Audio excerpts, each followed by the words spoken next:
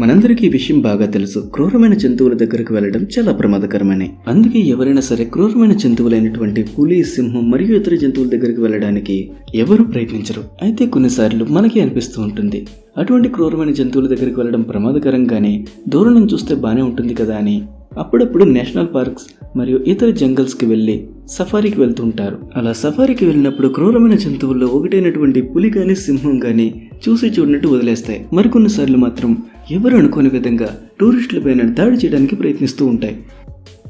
ఇక్కడ జంగల్లో సఫారీ చేయడం కోసం కొంతమంది జీప్లో వెళ్తున్నారు, మరికొంతమంది ఏనుగు పైన కూర్చుని మంచిగా సఫారీని ఎంజాయ్ చేస్తున్నారు. అదే సమయంలో వీళ్ళు వెళ్తున్న దారిలో ఒక పులి కనిపించింది.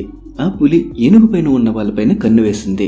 ఇదేమీ పట్టించుకోకుండా జీప్లో ఉన్న వాళ్ళు పులిని ఫోటో తీద్దామని దగ్గరికంట రావడానికి ప్రయత్నించారు. అదే సమయంలో పులి ఏనుగు పైన దాడి చేయడానికి ప్రయత్నించింది.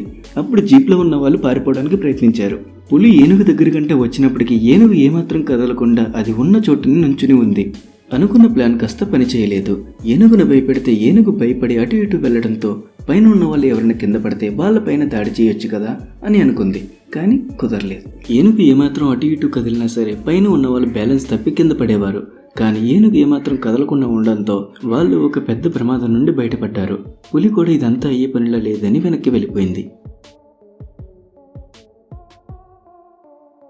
జార్ఖండ్లో ఉన్నటువంటి జిమ్ కార్బెట్ నేషనల్ పార్క్లో సఫారీకి వెళ్లడం కోసం ఎంతో మంది ఆసక్తి చూపిస్తూ ఉంటారు. అలా సఫారీకి వెళ్తున్న సమయంలో ఎంతో ఎక్సైట్మెంట్గా ఫీల్ అయ్యి అక్కడ ఉన్నటువంటి వాటిని వీడియో రికార్డ్ చేస్తున్న సమయంలో దట్టమైన పొదల వెనకాల ఒక బెంగాల్ టైగర్ కనిపించింది. కనిపించిన వెంటనే వీళ్ళు ఏమాత్రం ఆలోచించకుండా అక్కడే ఉండిపోయి దాన్ని కాసేపు వీడియో తీశారు.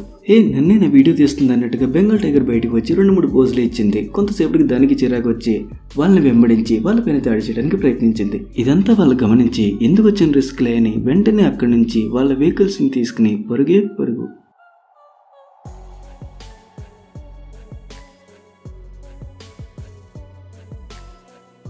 జంగల్లో జీప్లో మాత్రమే కాదు, ఏనుగు పైన సఫారీకి వెళ్లే వాళ్ళకు కూడా మంచి ఎక్స్పీరియన్స్ కలుగుతుంది. ఎందుకంటే ఎత్తులో కూర్చుని దూరంగా ఎక్కడ ఉన్నటువంటి జంతువుల్ని, పక్షుల్ని కూడా చాలా తేలిగ్గా చూడొచ్చు.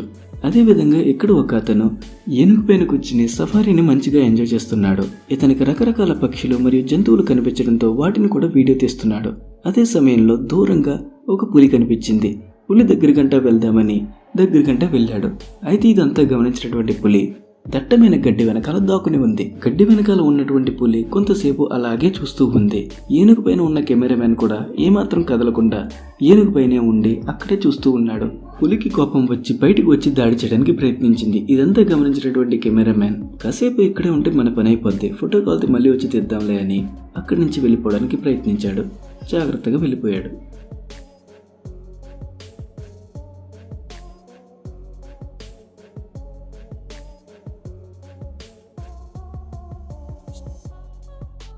జిమ్ కార్బెట్ నేషనల్ పార్క్లో రికార్డ్ అయినటువంటి మరొక వీడియో క్లిప్పే ఇది.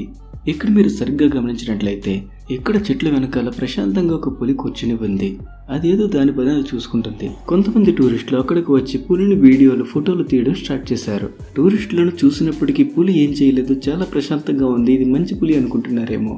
మంచిది చెడ్డదంటూ ఏముండదు వాటికి తిక్కరైతే. ఒక్కసారిగా బయటకు వచ్చి వీళ్ళపైన దాడి చేయడానికి ప్రయత్నించింది. అయితే వీళ్ళ భయంతో గట్టిగా అరవడంతో ఆ కేకలకి పులి కూడా పారిపోయింది. ఇలా వీడియో ఫార్మాట్లో చూస్తే మనకి చాలా నార్మల్గా అనిపించవచ్చు. కానీ ఒక భయంకరమైన పులి దగ్గరికి వచ్చి దాడి చేయడానికి ప్రయత్నిస్తే ఆ పరిస్థితి ఎలా ఉంటుంది? చాలా భయంకరంగా ఉంటుంది కదా.